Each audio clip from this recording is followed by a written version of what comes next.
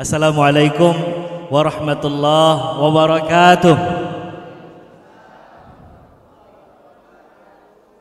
Alhamdulillah. Alhamdulillahi hamdan katsiran tayyiban mubarakan fih. Fanaqulu alhamdulillah. Alhamdulillahilladzi bi ni'matihi tatimmus salihat. Ashhadu an la ilaha illallah wa ashhadu anna sayyidana Muhammadan abduhu wa rasuluhu la nabiyya ba'da. Allahumma salli ala sayyidina Muhammadin fil awwalina wal akhirin. Allahumma salli ala sayyidina Muhammadin fi kulli waqtin wa hin wa ba'd. Alhamdulillah, puja-puji syukur kita kehadirat Allah Rabbul Izzah atas segala nikmat, limpahan karunia yang gak pernah berhenti sampai sekarang Allah berikan tanpa putus kepada kita. Mudah-mudahan setiap nikmat yang Allah berikan kepada kita bisa manfaatkan untuk sesuatu yang sifatnya lebih mendekatkan diri kita kepada Allah Subhanahu wa ta'ala. Bukan sebaliknya, karena banyak orang begitu dikasih nikmat dia lupa sama Allah. Dia terlalu fokus sama nikmat itu. Maka mudah-mudahan sekali lagi harapan besar kita, setiap titipan nikmat Allah itu kita bisa manfaatkan untuk sesuatu yang sifatnya lebih mendekatkan diri kita kepada Allah Subhanahu wa ta'ala. Nah, hadirnya kita di sini insya Allah menjadi salah satu alamat darinya. Salawat dan salam semoga selalu tercurahkan kepada junjungan kita Nabi besar Nabi Muhammad sallallahu alaihi wasallam, juga kepada keluarga Rasulullah sallallahu alaihi wasallam, istri maupun anak cucu keturunan beliau sallallahu alaihi wasallam, juga kepada para sahabat Rasulullah sallallahu alaihi wasallam radhiyallahu anhum ajma'in, dan kepada seluruh umat Rasulullah sallallahu alaihi wasallam yang insyaallah kita semua termasuk di dalamnya, dan berharap kelak kita semua mendapatkan syafaat Rasulullah sallallahu alaihi wasallam. Amin ya rabbal alamin. Baik, jemaah yang dimuliakan Allah Subhanahu wa taala, Allahumma la ilma lana illa ma 'allamtana innaka antal alimul hakim.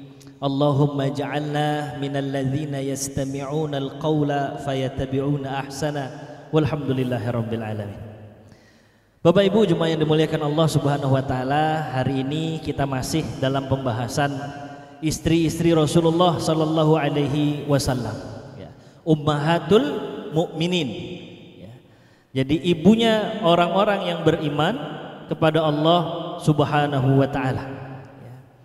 An-nabiyyu aula bil mu'minina min anfusihim wa azwajuhu ummahatuhum. Bahwa Nabi Muhammad sallallahu alaihi wasallam itu harus lebih utama bagi orang-orang yang beriman kepada Allah daripada diri mereka sendiri. Dan istri-istri Rasulullah sallallahu alaihi wasallam adalah ibu bagi mereka. Jadi kita sedang membahas hari ini ibunda kita, Ummul Mukminin, karena kita orang-orang yang beriman kepada Allah dan Rasulullah sallallahu alaihi wasallam. Baik, insyaallah pembahasan kita hari ini jemaah yang dimuliakan Allah terkait Ummul Mukminin Sayyidah Zainab bintu Khuzaimah Al-Hilali radhiyallahu anha. Zainab bintu Khuzaimah Al-Hilali radhiyallahu anha. Siapa? Zainab bintu Khuzaimah, ya. Zainab bintu Khuzaimah radhiyallahu anha. Ada yang udah pernah dengar nama ini, Ibu? Istri Rasulullah yang namanya Zainab dah hanya satu. Kalau putri Rasulullah yang namanya Zainab satu.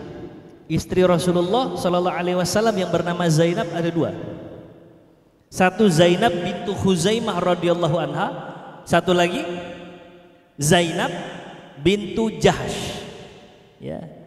Zainab bintu Jahsh. Dia ada dua Zainab, istri Rasulullah sallallahu alaihi wasallam. Nah, yang kita bahas hari ini Zainab bintu Khuzaimah Al-Hilali radhiyallahu anha. Bismillah. Baik. Zainab bintu Khuzaimah bin Harith bin Amr bin Abdi Manaf Al-Hilali radhiyallahu anha. Nama ibunya Hindun bintu Auf, ya. Lahir, memang gak ada pendapat yang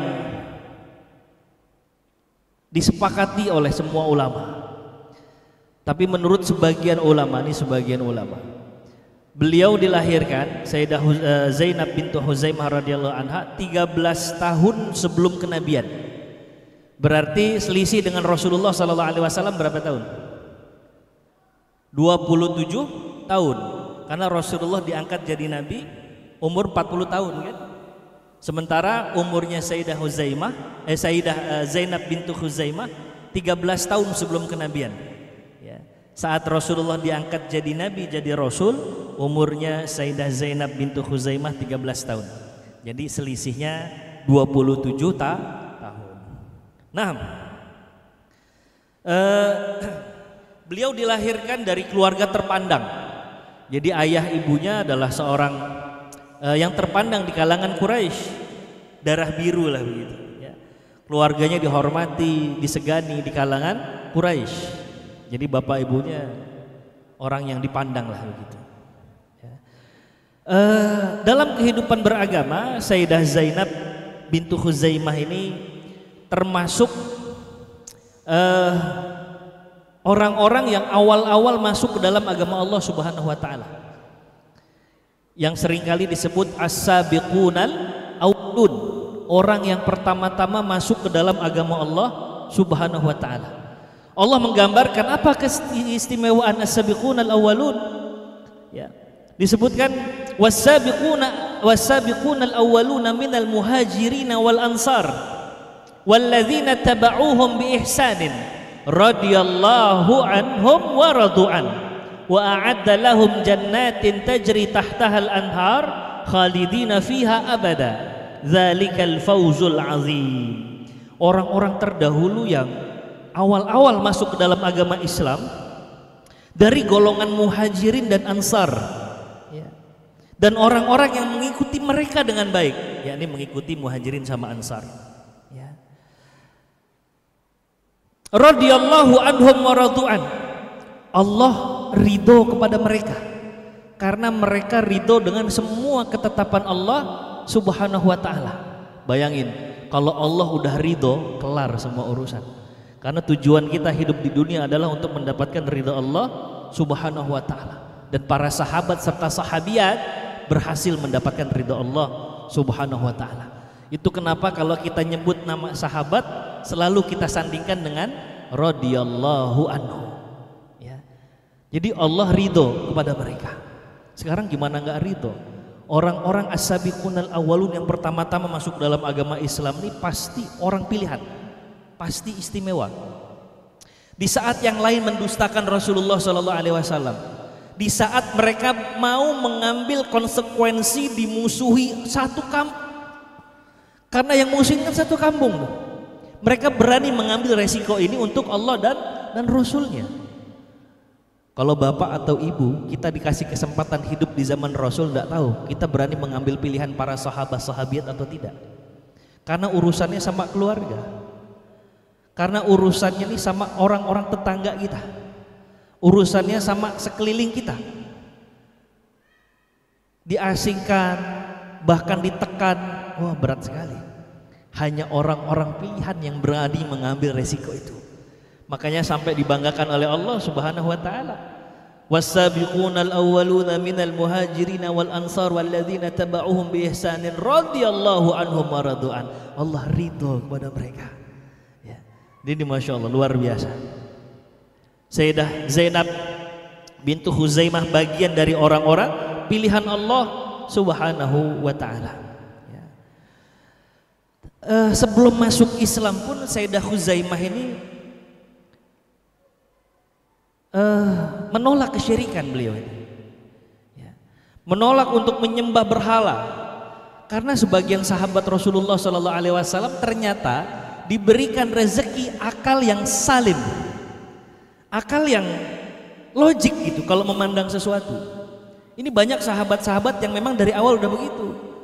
Abu Bakar As-Siddiq, Umar bin Khattab, Utsman bin Affan, ya. Ali bin Abi Thalib radhiyallahu anhu, Thalhah ibn Ubaidillah, Zubair bin Awam, terus kemudian Sa'ad bin Abi Waqqas. Itu orang-orang yang dari dulu sebelum beliau masuk dalam agama Islam emang udah ngerasa ini agama yang dianut nggak beres sama orang-orang Quraisy. Ya. Mereka sudah mempertanyakan itu, tapi dulu nggak tahu jalan keluarnya kemana. Gitu. Sampai nanti datanglah Rasulullah SAW membawa risalah kenabian. Tapi dari awal emang mereka udah gelisah, mereka nggak sepaham, ini nggak masuk akal. Mereka bikin sendiri Tuhan-Tuhan mereka. Kalau Tuhannya mau cakep, maka dipahatnya harus dengan cakep.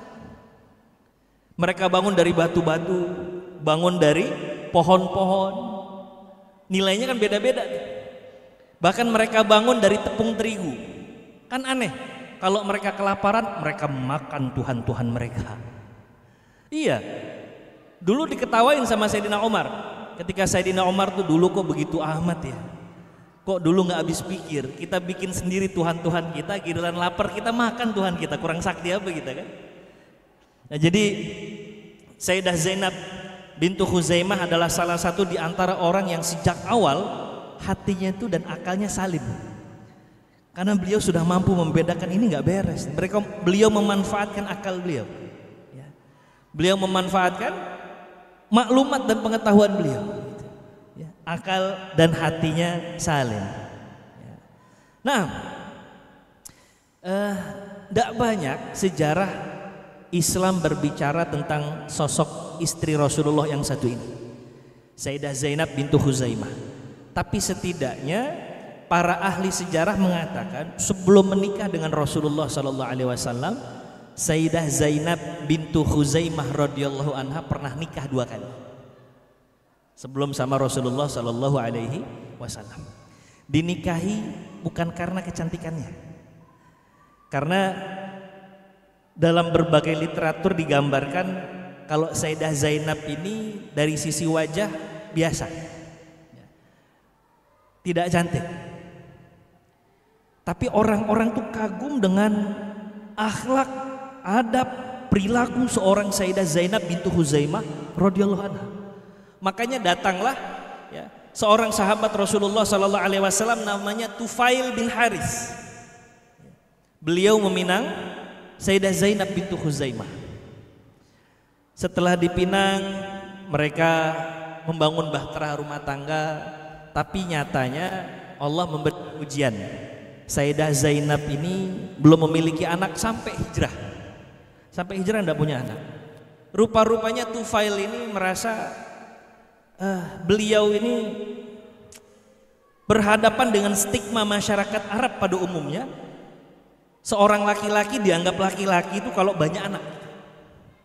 Akhirnya nggak kuat juga, nggak tahan juga. Dengan kekuatan yang beliau miliki, beliau ngomong sama Sayyidah Zainab, mohon maaf karena engkau tidak memberikan aku keturunan, nampaknya kita berpisah saja. Ya Allah. Ini kalau orang biasa, coba sekarang ibu bayangin di posisi Sayyidah Zainab, diceraikan karena tidak ada anak. Ya Allah. Kalau bukan karena kesabaran yang luar biasa, mungkin udah stres Sayyidah Zainab saat itu. Ya. Tapi Masya Allah, beliau diceraikan, beliau terima karena beliau tahu ini bagian dari ujian yang Allah titipkan kepada beliau. Beliau ngerasa beliau nggak bermaksiat sama Allah, maka ini bukan azab dari Allah. Ini ujian untuk menaikkan derajat Sayyidah Zainab bintu Khuzaimah radhiyallahu anha. Makin menjadilah zikirnya beliau kepada Allah, ingatnya beliau kepada Allah, sholatnya beliau kepada Allah makin menggila. Kalau boleh dibahasakan seperti itu. Dan Allah ternyata betul saja ujian itu lantas terjawab bahwa adiknya Tufail yang menceraikan beliau ternyata memiliki rasa kagum dengan mantan saudara iparnya ini. Kata beliau, untuk memuliakan dirimu, rugi sekali orang-orang yang menceraikan dirimu, maka akulah yang akan menikahkan dirimu wahai Zainab. Jadi dinikahkan lagi sama saudaranya Tufail, namanya Ubaid bin Haris, untuk memuliakan Sayyidah Zainab bintu Khuzaimah. Ya. Sementara sahabat Ubaid bin Haris ini sosok istimewa, orang kepercayaan Rasulullah Sallallahu Alaihi Wasallam, bahkan pria yang menjadi sosok yang diperhatikan oleh kalangan umatnya. Beliau ini jago berkuda, Bapak Ibu. Sayyidina Ubaid, ya, Ubaid bin Haris ini. Yang bisa ngalahin Ubaid bin Haris hanya 2 orang. Satu Sayyidina Hamzah, ya, emang jago dari dulu. Satu lagi Ali bin Abi Thalib radhiyallahu taala anhu arda. Ini 3 penunggang kuda terbaik di zamannya. Nah, beliau memiliki hati yang rafiq, ya, hati yang lembut sekali, yang layyin. Sampai kemudian untuk memuliakan Sayyidah Zainab bintu Khuzaimah dinikahkanlah oleh Ubaid bin Haris, saudaranya Tufail bin Haris, ya, suami pertama. Tapi lagi-lagi Allah ngasih ujian kepada Sayyidah Zainab bintu Khuzaimah. Baru nikah sebentar, terjadi perang Badar, baru sebentar. Pas perang Badar, Sayyidina Ubaid bin Haris wafat sebagai seorang syahid. Allah, baru ngebangun rumah tangganya, baru dia merasa bahagia, dicabut lagi sama Allah kebahagiaan untuk Allah uji lagi sejauh mana hamba Allah ini tinggi derajatnya di hadapan Allah Subhanahu wa taala. Emang kadang tipikal begitu. Ada orang yang Allah uji itu bertubi-tubi, Bapak Ibu. Pertama karena Allah tahu orang ini sebenarnya sanggup untuk menerima ujian itu. Yang kedua untuk melihat sejauh mana keimanan, ketakwaan, ketaatan orang ini kepada Allah Subhanahu wa taala. Ad-dunya darul imtihan wal ikhtibar. Emang dunia itu tempatnya kita diuji oleh Allah Subhanahu wa taala, dan ujiannya berdasarkan bagaimana orang tersebut di hadapan Allah Subhanahu wa taala. Sayyidah Zainab berat sekali, diceraikan, baru ditinggiin sama Allah. Tiba-tiba Allah ambil lagi suaminya. Ya, ini kalau menimpa kepada orang-orang yang lemah iman, stres pasti. Ya, boleh jadi nyari gedung yang tinggi, nyari kayaknya enak nih lompat gitu. Karena nggak kuat nahan beban hidup. Ya. Nah, masya Allah, la haula wala quwata illa billah. Nah, jadi menikah 2 kali. Ya. Dan saat perang Badar itu beliau menyaksikan sendiri, berada di Badar dan mengetahui langsung bahwa suaminya wafat saat itu. Jadi kebayang ya, ujian yang menghujam kepada Sayyidah Zainab bintu Khuzaimah radhiyallahu anha itu. Dia langsung dapat info wafatnya suaminya beliau itu, ya, Ubaid bin Haris.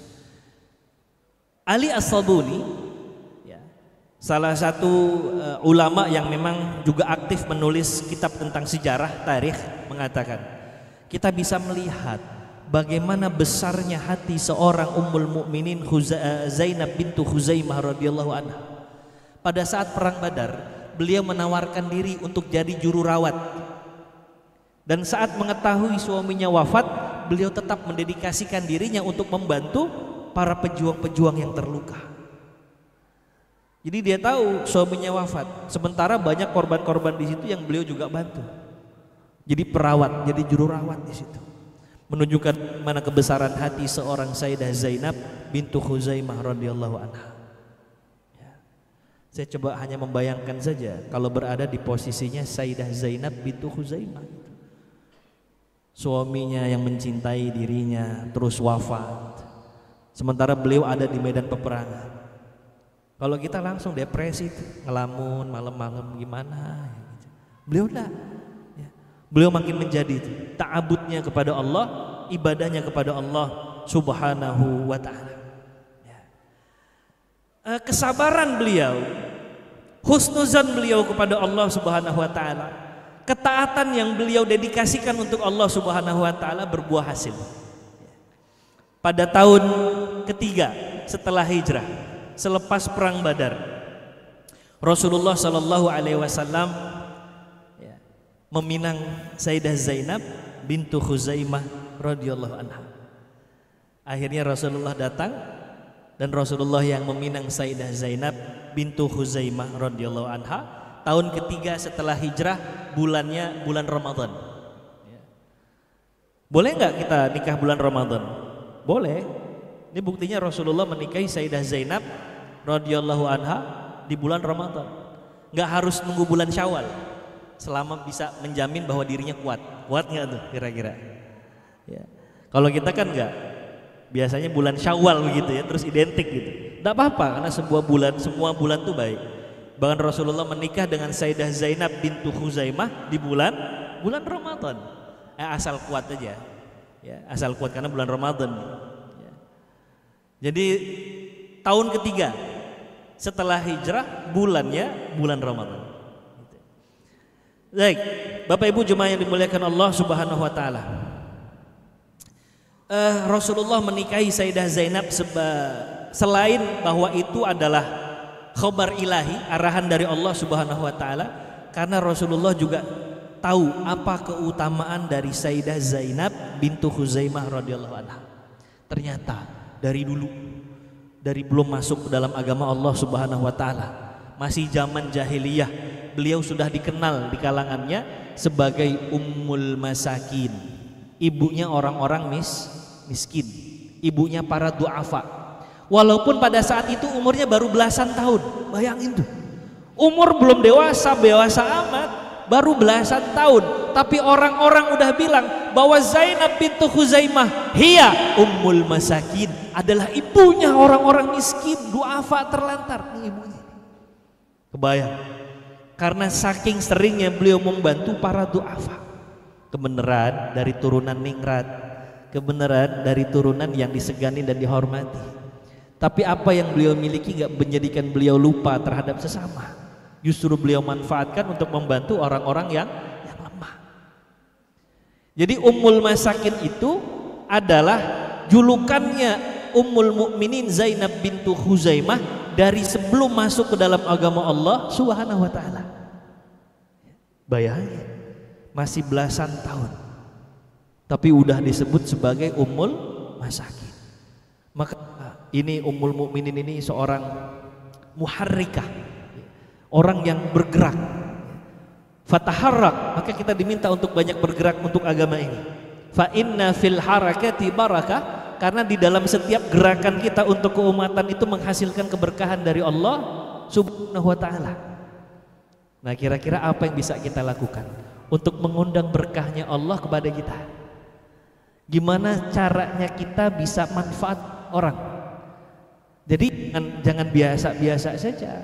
Ada kalanya kita harus berpikir, kira-kira kita bisa apa ya supaya bisa manfaat untuk orang lain. Apakah dengan tenaga kita? Apakah dengan ilmu yang kita miliki? Apakah dengan harta kita? Itu harus difikirkan.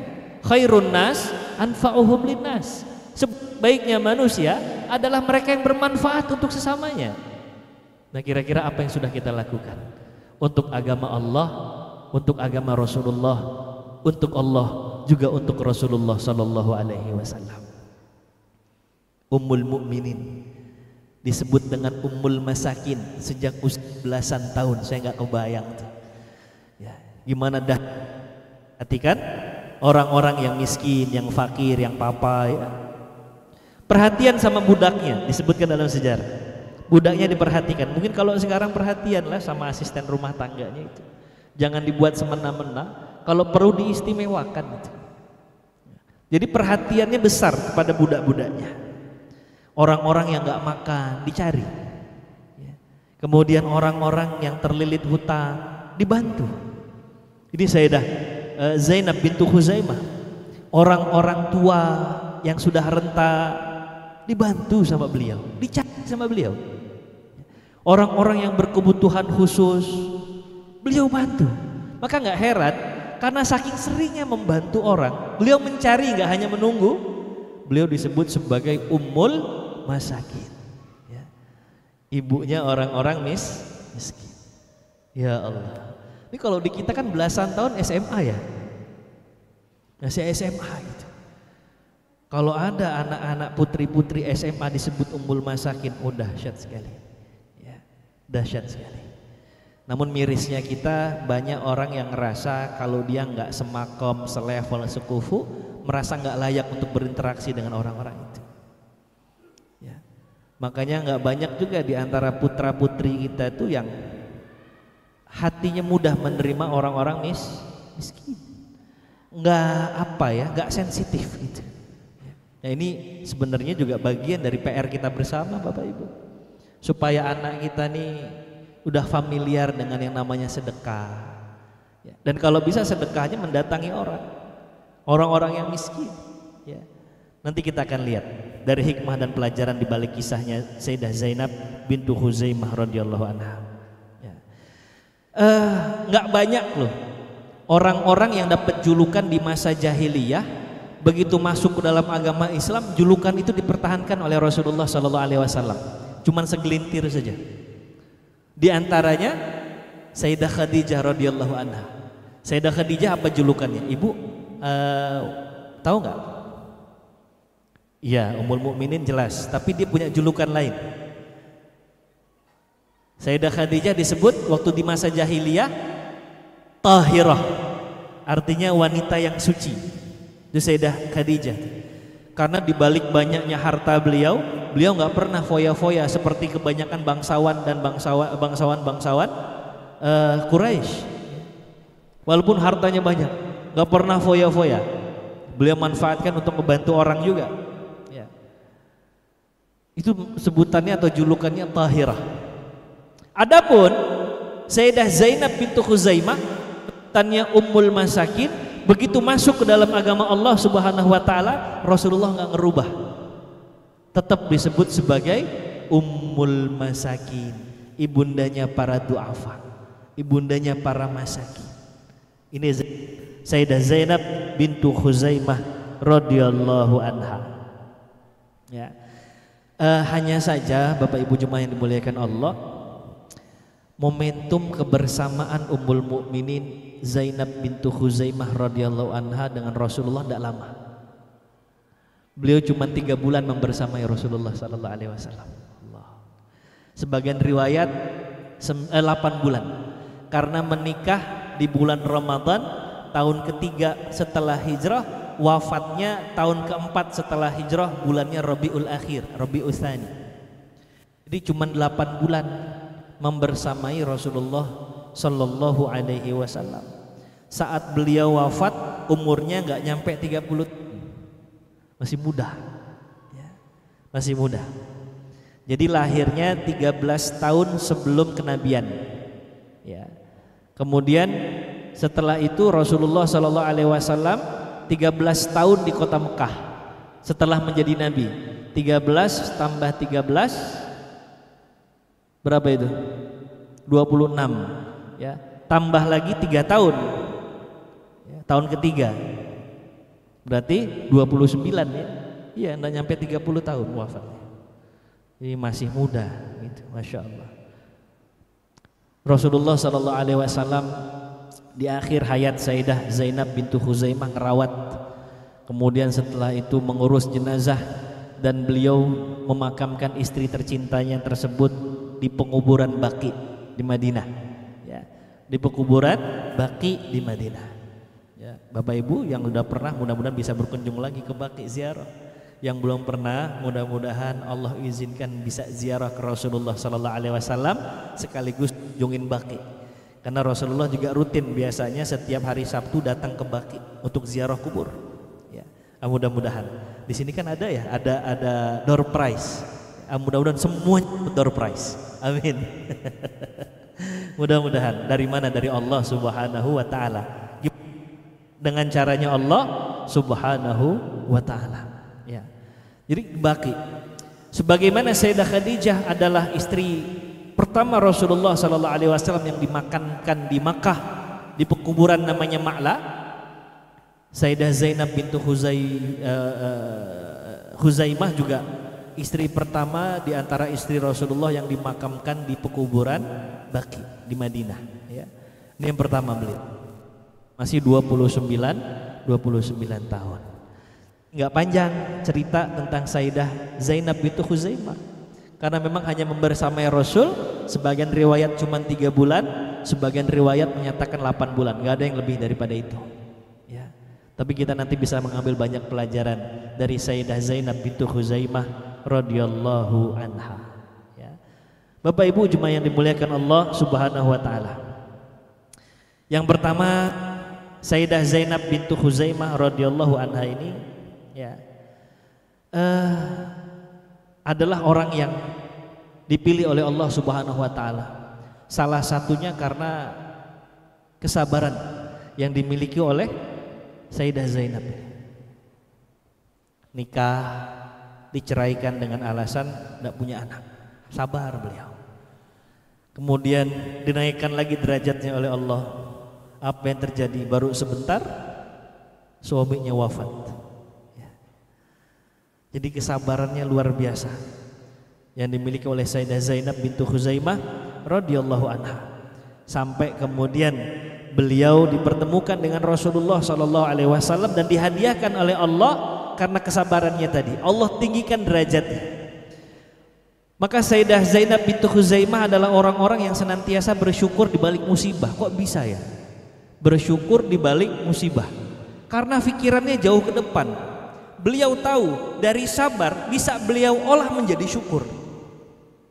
Dahsyat ini pelajaran ini. Ketika ditimpa masalah, mungkin beliau pertama kali berat menerima itu.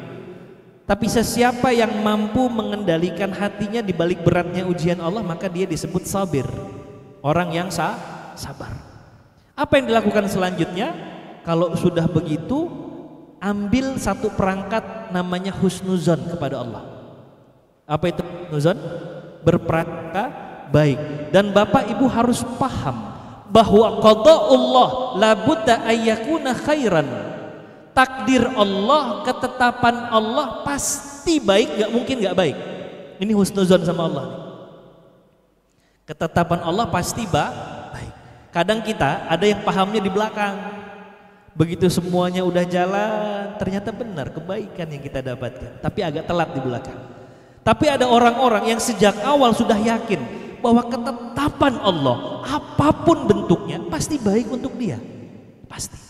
Sambil dia nunggu kira-kira baiknya apa ya yang akan Allah perlihatkan. Tapi di hatinya sudah mantap sekali bahwa qada'ullah la budda ayyakuna khairan. Ketetapan Allah itu pasti baik. Karena kadang-kadang kita nih nganggap sesuatu baik menurut penilaian kita, padahal buruk di pandangan Allah Subhanahu wa taala. Adapun sebaliknya, ada sesuatu yang dalam pandangan kita, ya Allah kok gini banget ya, padahal itu baik menurut Allah Subhanahu wa taala. Wallahu ya'lamu wa antum la ta'lamun, kan begitu bunyinya. Kalian tuh enggak paham, Allah yang Maha paham. Ini kalau kita bisa ikat ini, udah dahsyat sekali. Bahwa takdir ketetapan Allah apapun yang terjadi, bagaimanapun bentuknya pasti baik untuk hambanya. Pasti. Cuman pandangan kita saja yang sering menipu, nganggapnya itu sesuatu yang buruk untuk diri kita. Enggak, pasti baik sudah. Karena Allah nggak pernah memberikan hambanya kecuali itu baik untuk dirinya. Nah, Sayyidah Zainab bintu Khuzaimah setelah dapat ujian itu, dia bersabar, dia berhusnuzon kepada Allah. Setelah beliau husnuzon, maka yang lahir adalah tawakal kepada Allah. Dia serahkan kepada Allah. Karena tawakal irja'ul amri ilallah, mengembalikan segala urusan hanya kepada Allah sambil terus menjaga husnuzonnya dia kepada Allah Subhanahu wa taala. Tawakal aja udah tawakal. Ya, tawakal. Ya. Menyerahkan semua ketetapan Allah pasti baik untuk dirinya. Nah, kalau udah kayak begitu, nanti di penghujung dari awalnya sabar sampai kepada husnuzon, sampai kepada tawakal, akhirnya adalah syukur kepada Allah Subhanahu wa ta'ala. Ya. Begitu udah syukur, apa kata Allah? Wa iz ta'azzana rabbukum la in syakartum la azidannakum. Ditambah sama Allah nikmatnya. Maka nikmat yang terakhir didapatkan oleh Sayyidah Zainab bintu Khuzaimah apa? Dinikahkan dengan Rasulullah sallallahu alaihi wasallam. Nggak ada kenikmatan lain yang lebih tinggi daripada kenikmatan itu. Ya. Menjadi ummul mukminin. Apa ganjaran ummul mukminin? Surganya Allah Subhanahu wa taala. Ya. Nggak ada yang lain sudah. Terjamin sudah. An-nabiyyu aula bil mu'minina min anfusihim wa azwajuhu ummahatuhum. Istri-istri Nabi adalah ibu-ibu bagi orang-orang yang beriman kepada Allah Subhanahu wa taala. Demikianlah kalau Allah pengen ngangkat derajat seseorang, ya. Karena apa? Kesabarannya, karena husnuzonnya kepada Allah, tawakalnya kepada Allah, ya. Sehingga nanti berbuah syukur kepada Allah Subhanahu wa taala.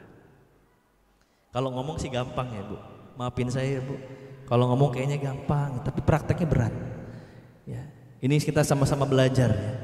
Dari sekedar kalam, qaul menjadi apa kita praktekkan dalam kehidupan kita sehari-hari. Tapi begitulah ritmenya. Begitu mekanismenya. Dari sabar, kita husnuzon dulu sama Allah. Husnuzon, kita tawakal sama Allah. Allah perlihatkan kebaikan, akhir kita akan bersyukur kepada Allah Subhanahu wa ta'ala. Ya. Udah syad sekali. Ya. Kemudian pelajaran kedua,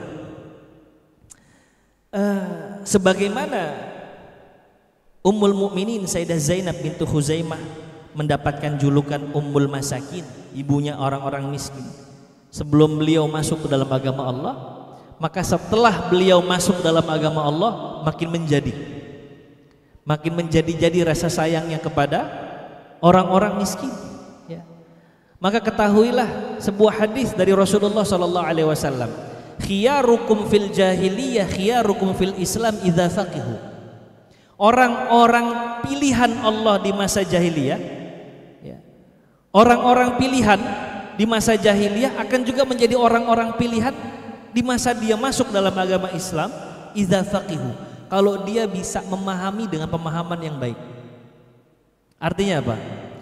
Kalau dulu saat kita belum kenal dengan agama Allah, kita bisa all out terhadap sesuatu, harusnya begitu kita sudah kenal Allah lebih baik, kita bisa lebih mengupgrade apa yang pernah kita lakukan di masa lalu.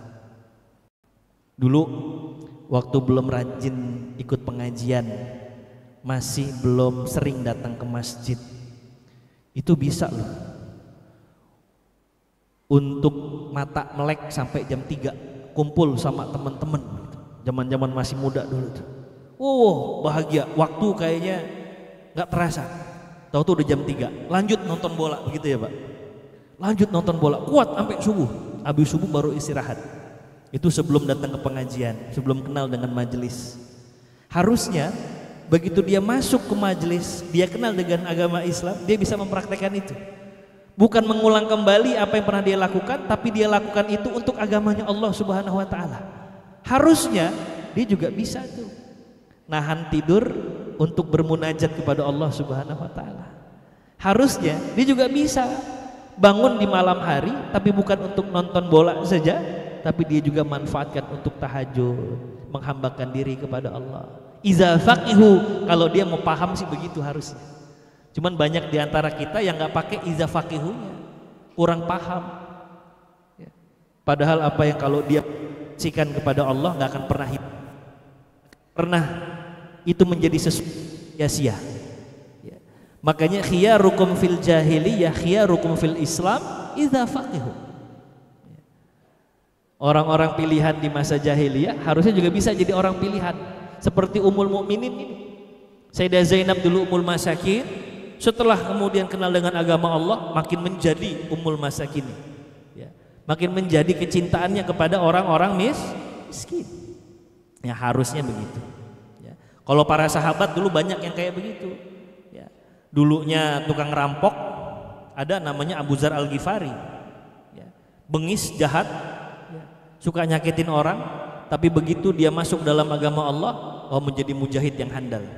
Gitu. Dia manfaatkan yang dia miliki itu untuk agama Allah Subhanahu wa ta'ala. Ya. Cuma yang dimuliakan Allah Subhanahu wa ta'ala, itu yang kedua. Yang ketiga, Ummul Mukminin Zainab bintu Khuzaimah, kebersamaan bersama Rasulullah singkat sekali. Bahkan gak hanya kebersamaan dengan Rasulullah, umurnya juga singkat. Tadi wafat umur berapa? 29 tahun. Umurnya boleh sedikit, tapi keberkahannya luar biasa. Umur boleh sedikit, tapi keberkahannya luar biasa. Mau kayak begitu? Benar? Kalau bisa umurnya jangan sedikit, Ustaz, tapi berkahnya juga banyak, kan begitu ya. Nah, kita ini punya kesempatan yang sama dengan Ummul Mukminin Sayyidah Zainab bintu Khuzaimah, karena bagian dari keutamaan umat Rasulullah Sallallahu Alaihi Wasallam yang bahkan umurnya itu nggak sebanding dengan umat-umat terdahulu. Umat terdahulu umur ratusan tahun loh Bapak Ibu. Nabi Nuh alaihissalam umurnya 1000 tahun kurang 50, berapa itu? 950. Umatnya nggak jauh berbeda dengan beliau. Kalau zaman dulu ada orang mati, wafat, umurnya 350 tahun, diomongin sama orang-orang, ya Allah kasihan ya, mati muda tuh orang. Padahal 350 tahun. Kenapa? Karena umurnya panjang-panjang. Maka para sahabat Rasulullah pun pernah satu waktu tuh mikir gitu. Enak ya jadi umat terdahulu ya. Umur panjang. Mereka bisa untuk menambah amal soleh selama itu. Gak hanya itu, kesempatan taubatnya juga banyak karena umurnya panjang. Umur umat Rasul, a'mara ummati ma baina sittina wa sab'in. Umur umatku antara 60 sampai 70. Tuh, ada yang lebih dari itu tapi nggak banyak. Ada yang udah 70, Ibu? Ada yang udah 69? Bapak udah 69. Mudah-mudahan Allah kasih umur panjang ya, sehingga berkah umur insyaallah. Bukan kurang satu. Sepanjang insyaallah, masih panjang. Berkah Allah. Itu hanya bayangan saja, 60 sampai 70 tahun. Ya, bayangan saja. Ada yang lebih dari itu, tapi nggak banyak jumlahnya. Loh, berarti nggak adil dong Allah. Umur pendek nggak kayak umat terdahulu, kesempatannya cuma sedikit. Enggak. Ini bagian dari keutamaan umat Rasulullah Sallallahu Alaihi Wasallam. Umur bisa lebih sedikit, tapi urusan timbangan pahala boleh jadi kita lebih besar dibandingkan umat-umat dahulu. Itu kenapa lantas Allah menurunkan Lailatul Qadar khairun min alfi syahr. Itu Allah turunkan Lailatul Qadar yang kalau orang dapat bisa lebih baik daripada 1000 bulan. Lebih baik, bukan setara, lebih baik dari 1000 bulan. Itu kenapa Allah turunkan bulan puasa yang amalan sunnah di dalamnya bernilai senilai amalan wajib. Yang amalan wajib nilainya bisa 70 kali lipat dari amalan wajib di hari yang selain itu. 70 itu bukan bilangan mutlak, tapi dalalatul kasrah, menandakan banyaknya pahala. Itu kenapa Allah Subhanahu wa taala lantas menitipkan Masjid Nabawi, Masjidil Haram dan Masjidil Aqsa. Masjidil Haram kita sholat 1 rakaat itu nilainya 100.000 rakaat di tempat lain. Masjid Nabawi kita sholat 1 rakaat di sana 1000 rakaat di tempat lain. Di Masjidil Aqsa 1 rakaat kita sholat di sana 500 di tempat lain. Allah berikan tempat-tempat itu. Kenapa lantas Allah siapkan bulan-bulan haram? Kemudian ada amalan-amalan di dalamnya yang bisa menghapuskan keburukan 1 tahun sebelumnya, bahkan 1 tahun setelahnya. Itu keberkahan dari umat Rasulullah Sallallahu Alaihi Wasallam. Bahkan sholat berjamaah saja nilainya bisa 27 derajat lebih tinggi. Amalannya 1, tapi nilainya 27. Baca Al-Quran 1 huruf nilainya 10 kebaikan. 1 huruf. 1 huruf. Alif Lam Mim, lumayan 30 Bapak Ibu. Yasin 20, lumayan. Apalagi kalau 1 Al-Quran. Ini keutamaan umat Rasulullah Sallallahu Alaihi Wasallam. Maka nggak usah ngiri sama umat terdahulu. Umat Rasulullah umur boleh lebih sedikit, tapi keberkahan bisa melampaui umat-umat terdahulu. Seperti apa yang dilakukan oleh Ummul Mukminin Sayyidah Zainab bintu Khuzaimah. Umurnya bahkan gak nyampe setengah umurnya Rasulullah Sallallahu Alaihi Wasallam, tapi keberkahannya Allah angkat derajatnya menjadi bagian dari Ummul Mukminin. Pahalanya mungkin tidak terhitung. Berapa banyak masakin, berapa banyak duafa, berapa banyak tua renta yang beliau bantu, kemudian menjadi lebih baik kehidupannya. Maka pasif income datang kepada beliau dari pahala-pahala itu. Indah betul. Nah, gimana caranya kita umur bisa barakah? Gimana caranya umur nilainya kebaikan? Jangan sia-siakan. Umur kita pendek. Ada yang dilahirkan, ada yang cabut, dan kita nggak pernah tahu kapan Allah cabut nyawa kita. Kita nggak pernah tahu. Kita nggak bisa menentukan kapan kita mati, nggak bisa. Request sama Allah, ya Allah saya ntar aja deh umur 45 ya Allah, jangan sekarang. Saya ntar aja ya Allah umur 66 ya Allah, jangan sekarang. Gak bisa request, gak bisa minta, gak bisa menentukan, tapi kita bisa menentukan, ikhtiarkan dengan cara apa kita mati. Umur boleh pendek, tapi harus punya value, harus punya keberkahan di dalamnya. Wal barakah bimakna ziyadatul khair, kebaikan yang terus bertambah. Nah, gimana caranya? Banyak. Bapak Ibu bisa niru kayak Ummul Mukminin Sayyidah Zainab bintu Khuzaimah. Cari itu di tempat-tempat tahfiz Al-Quran. Ada nggak yang butuh biaya sekolah buat para penghafal Quran? Titip deh, nggak usah semuanya. ibu boleh patungan 3-4 orang. Biayain itu para hufaz Quran yang nggak mampu. Itu para hufaz Quran nggak mungkin satu hari cuma 1 jam baca Quran, nggak mungkin. Itu bisa berjam-jam itu mereka menghafal Quran dan ibu dapat pasif income dari pahala itu. Nyari orang-orang yang puasa, kasih tuh ke pondok-pondok pesantren. Mereka puasa, dapat tuh kebaikan-kebaikan. Gimana caranya umur kita barokah, baik keluar maupun kepada diri kita sendiri. Gimana setiap hari kita juga melazimkan diri baca Al-Quran walaupun cuma 1 kaca doang. Tapi umur nih harus barokah, harus memberikan kebaikan. Ya mudah-mudahan Allah berkahi hidup kita semua, insyaallah. Bapak Ibu jemaah yang dimuliakan Allah Subhanahu wa taala. Pelajaran selanjutnya. Ummul masakin, cinta kepada kaum lemah, kaum du'afa, pada masakin dan fuqara. Seperti Rasulullah sallallahu alaihi wasallam. Rasul cinta sekali kepada orang-orang miskin, Bapak Ibu. Rasul cinta kepada orang-orang fakir. Bahkan Rasulullah pernah berdoa, ya Allah, jadikan aku orang miskin. Itu pernah Rasul doa begitu. Supaya Rasul bisa merasakan bagaimana umatnya yang sedang kelaparan, yang sedang kekurangan. Bapak Ibu ada yang mau doa kayak Rasul? Rasul loh doanya. Hah? Saya nyari doa yang lain aja Ustaz. Gak apa-apa. Selama itu doanya Rasulullah SAW pasti baik. Ya. Tapi Rasul pernah doa itu untuk bisa merasakan bagaimana perasaan yang dirasakan oleh umat-umat Rasulullah yang serba kekurangan itu.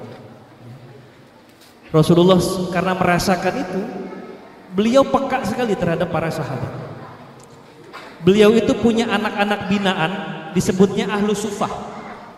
Jumlahnya bid'un wa sab'una rajulan, 70 sekian orang laki-laki. Ada Abu Hurairah di sana, Abu Dzar Al-Ghifari di sana. Orang-orang yang nggak punya rumah, Rasulullah tampung tuh di sebuah tempat, sehingga orang-orang itu disebut ahlu sufah. Kalau Rasulullah dapat makanan dari orang, kalau zakat atau sedekah Rasul nggak boleh nerima, pasti Rasulullah kasih lagi sama orang lain. Tapi kalau sifatnya hadiah, Rasulullah boleh nerima itu. Toh kalau sifatnya hadiah, makanan, minuman yang enak-enak nggak pernah Rasulullah nikmati sendiri. Hanya secuil yang Rasulullah rasakan, sisanya mayoritas Rasulullah berikan kepada ahlu sufah. Mayoritas. Maka ada kisah itu, kisahnya Abu Hurairah yang lagi kelaparan, terus diajak sama Rasulullah ke rumahnya. Di rumahnya ternyata ada susu. Kata Rasulullah, Aisyah, ini susu dari mana Aisyah? Ini sedekah, zakat, apa hadiah? Ya Rasul, itu hadiah ya Rasul. Alhamdulillah, berarti saya bisa nikmati. Terus Abu Hurairah emang lagi kelaparan, udah ngarep-ngarep nih. Ya Rasul, kasih dulu, oper dulu kemari, barang seteguk 2 teguk ya Rasul, lapar banget nih gitu. Terus Rasulullah bilang, ya Abu Hurairah. Alhamdulillah dipanggil, kata Abu Hurairah. Mendekat Abu Hurairah. Terus kata Rasulullah, Pak, tolong panggilin ahlu sufah ke sini, kita minum susu sama-sama. Padahal jumlahnya 70 sekian orang dan nggak tahu ada berapa saat itu di tempatnya ahlu sufah. Ya kata yang bener ya Rasul, itu manggil ahlu sufah segini-gininya ya Rasul, bagi sama ahlu sufah. Lantas kemudian Abu Hurairah nggak bisa nolak permintaan Rasul, dipanggil ahlu tang sekian orang, nggak diceritakan berapa orang, tapi banyak. Kata Abu Hurairah, ya Rasul, kasih kesempatan pertama ya Rasul, sebelum habis ya Rasul. Lantas kemudian dipanggil Abu Hurairah, ya Abu Hurairah, ahlan wa sahlan labbaika ya Rasulullah. Kata Abu Hurairah, diminum dulu nih pertama kali, yang lain urusan belakangan. Begitu kemudian Abu Hurairah datang, Rasulullah kasih susu. Abu Hurairah, labbaik ya Rasulullah, bagiin dulu sama ahlu sufah. Ini ahlu sufah Rasul. Ya. Tapi ini kelebihan, mukjizat dari Allah kepada Rasulullah SAW. Setiap diminum susu itu nggak pernah berkurang, tes pun nggak berkurang. Dioper tuh susu tuh, berapa orang dikiterin, sampai kembali terakhir kepada Abu Hurairah radhiyallahu anhu. Kata beliau, ya Rasulullah, tinggal kita berdua ya Rasul. Dia nggak enak hati sama Rasul kan? Silakan minum dulu ya Rasul. Enggak kata Rasulullah, ente yang minum. Abu Hurairah minum, glok. Udah ya Rasul, nggak enak minum banyak-banyak, orang Rasul belum kebagian. Ya Rasul, udah ya Rasul. La ishrab, kata Rasul. Minum, kata Rasul. glok glok glok glok glok glok. Udah ya Rasul, la isyraf, ayo minum tuh situ, kata Rasul. Minum sampai kemudian mutadalli, perutnya itu nggak ada ruang lagi. Baru terakhir kata Abu Hurairah, ya Rasulullah, sudah ya Rasul. Baru Rasulullah minum, habislah susu yang ada di cawan. Rasulullah sebegitu perhatiannya, sehingga mendahulukan orang-orang miskin ketimbang dirinya sendiri. Dan ini mengajarkan kepada Abu Hurairah, begitulah seharusnya kita berbuat kepada orang-orang dan sesama kita. Gak akan berkurang orang memberikan perhatian kepada saudaranya, apalagi fuqara dan masakin. Satu juga nasihat Rasulullah SAW kepada Abu Dzar Al-Ghifari. Satu wasiat disebutkan, amarani Nabiyyu SAW bihubbil masakin wadanau minhum. Rasulullah nyuruh saya, mewasiatkan kepada saya, kata Abu Dzar, untuk saya cinta kepada orang miskin. Padahal Abu Dzar juga miskin. Supaya saya cinta kepada orang miskin, gak hanya cinta, tapi saya mendekati orang-orang miskin. Bapak Ibu, kalau kita didatangi sama orang yang lemah, yang sedang butuh, kita kasih bantuan, bagus nggak? Bagus, luar biasa. Tapi kalau mau lebih istimewa, kita yang datangi orang-orang miskin itu. Kau lihat bagaimana kebutuhannya, kita lihat sudah makan apapun, apalagi masih tetanggaan sama kita. Ya Allah, kadang-kadang kita suka lalai, saya juga begitu sama. Ya Allah, amarani Nabi sallallahu alaihi wasallam bihubbil masakin wadanau minhum. Dekati, datang, itu jauh lebih istimewa. Sehingga kata Rasulullah sallallahu alaihi wasallam, kalau kalian mau cari diriku, kata Rasulullah, carilah di tempat orang-orang miskin. Begitu loh, cari aku di tempat orang-orang miskin. Ya.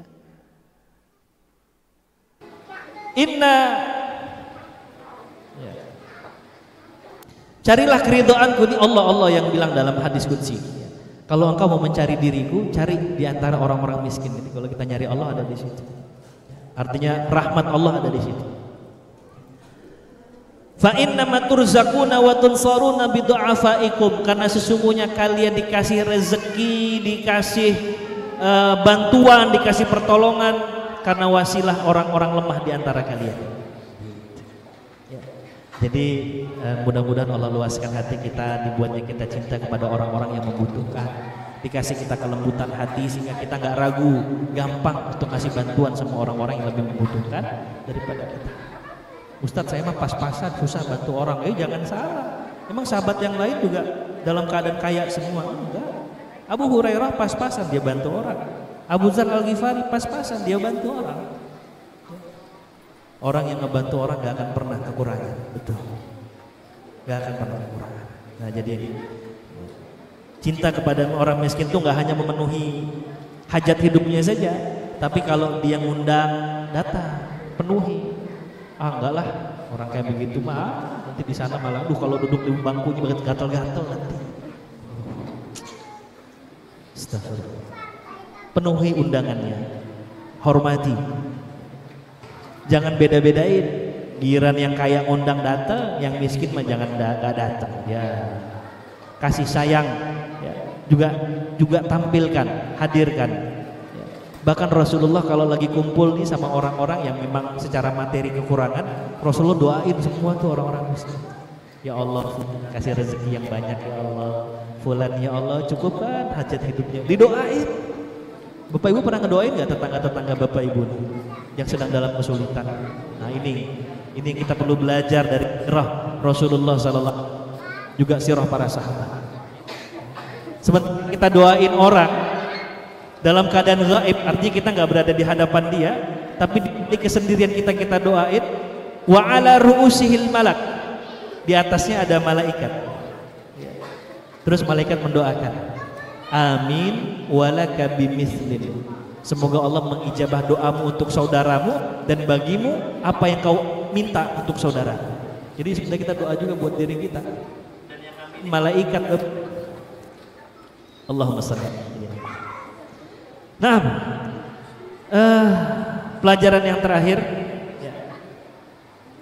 Tadi udah ya, kasih sayang yang benar kepada orang-orang miskin, betul-betul sayang gitu. Betul-betul ngasih perhatian. Tadi hadir di rumahnya sudah, ya. Kalau diundang datang, Kalau diundang juga disuguhin makan, gak usah macam-macam. Ya. Loh, gak ada pizza nih, nyari pizza? Jangan. Ada makanan apa udah? Makan, kasih pujian. Masih sempet-sempetnya beli makanan begini, enak loh makanannya gitu. Idkhalus surur fi qulubul mu'minin, ngasih rasa senang sama orang lain. Begitu Rasulullah mencontohkan. Ya. Sampai kata Rasul gini. Rasul tahu nih di rumah tetangganya yang lagi ngundang nih nggak ada apa-apa. Terus Rasulullah bilang, makanan yang saya paling suka tuh cuka, kata Rasul. Cukup sudah. Roti keras dicocol sama cuka, udah enak banget, kata Rasul. Jadi nggak minder orang yang undang. Alhamdulillah Rasulullah suka sama yang begitu. Jangan terus ngasih muka cemberut. Makanan yang begini lagi. Jangan. Apalagi yang minta yang macam-macam, jangan. Hormati. Itu rasa sayang kepada fuqara dan masakin. Yang terakhir, melekatnya Ummul Masakin yang disematkan kepada Ummul Mukminin Zainab bintu Khuzaimah karena istiqomahnya beliau. Istiqomah nggak sekali ngasih orang miskin terus habis itu lupa, enggak. Istiqomah terus. Nah, istiqomah ini yang berat. Bahkan ketika turun ayat tentang istiqomah, konon rambut Rasulullah sampai beruban. Kata Rasulullah, beratnya ayat-ayat tentang ini, tentang istiqomah. Syayyabat hadhil ayat ainuh wa akhwatuha au hud wa akhwatuha laula akhta. Sampai beruban, syayyabat sampai beruban, berat ayat istiqomah itu. Innal ladzina qalu rabbuna Allah tsumma istaqamu tatanazzalu alaihimul malaikah alla takhafu wa la tahzanu wa abshiru bil jannati allati kuntum tu'adun. Orang-orang yang berkata aku beriman kepada Allah, kemudian dia berupaya berikhtiar untuk istiqamah, maka malaikat akan merubungin diri dia. Malaikat akan berebutan untuk dekat dengan dirinya. Tatanazzalu alaihimul malaikah. Kata malaikat, kalau engkau udah berbuat kepada Allah dan kau istiqomahkan, jangan khawatir, jangan takut. Allah takhafu wa la tahzan. Karena bagimu surga yang Allah janjikan. Untuk bisa istiqomah berat konsekuensinya. Ya, mudah-mudahan Allah istiqomahkan kita dalam kebaikan. Caranya istiqomah, minta sama Allah. Jangan pernah kita ini gampang lupa, kita ini mudah lalai, maka minta sama Allah supaya dikuatkan dan diistiqomahkan dalam amal. Doa banyak. Allahumma a'in ala zikrika wa syukrika wa husni ibadatik misalnya, atau kemudian Allahumma habib ilain iman zayyinhu fi qulubina wa karrih ilainal kufra wal fusuqa wal isyan. Pakai bahasa Indonesia juga enggak apa-apa. Ya Allah, istiqomahkan aku ya Allah dengan amal-amal soleh. Itu begitu. Yang kedua apa? Ilmu. Makanya jangan jauh-jauh dari majelis ilmu. Kadang-kadang kita tahu keutamaannya, kadang-kadang kita tahu keburukannya, dari situ kita bisa istiqomah dengan amal kita. Ya. Terus yang terakhir, kumpul dengan orang-orang saleh. Ya, biasanya juga ketularan. Saat kita udah agak redup sedekah kita, ngelihat ternyata jemaah yang lain kok rajin sedekahnya, akhirnya termotivasi sedekah lagi. Itu karena berkumpul dengan orang-orang saleh. Ya. Dan mudah-mudahan kita bisa meneladani semua dari pelajaran dan hikmah ya yang kita dapatkan dari kisah Ummul Mukminin Sayyidah Zainab bintu Khuzaimah Al-Hilali radhiyallahu anha. Pelajarannya apa saja? Pelajarannya yang pertama, sabar dan syukur. Gimana kita berubah dari sabar menjadi syukur dengan husnuzan kepada Allah, tawakal sama Allah, kemudian melahirkan syukur kepada Allah Subhanahu wa taala. Yang kedua, orang-orang pilihan di masa jahiliyah seharusnya juga bisa menjadi orang terbaik di dalam Islam kalau kita mau memahami dengan pemahaman yang baik. Maka pahami dengan baik. Harusnya kita bisa lebih all out saat kita sudah lebih mengenal Allah Subhanahu wa taala. Yang ketiga, gimana caranya supaya umur kita jadi bermanfaat. Itu PR kita semua.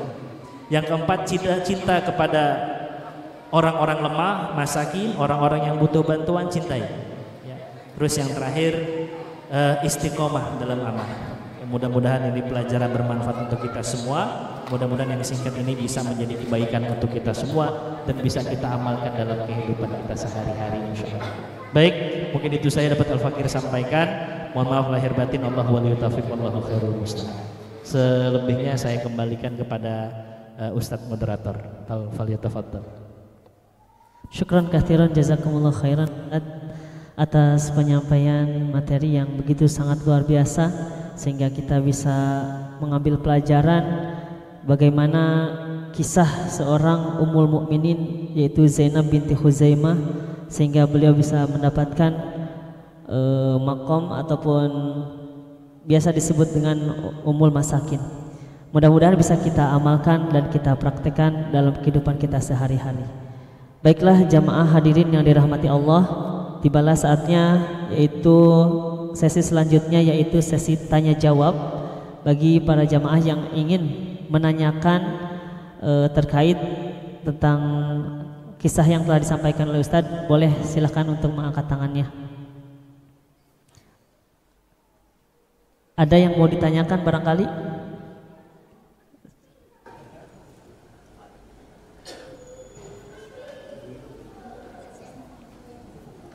Assalamualaikum warahmatullahi wabarakatuh, Ustaz. Saya mau menanyakan yang istiqomah tadi. Istiqomah itu suatu perbuatan kebaikan.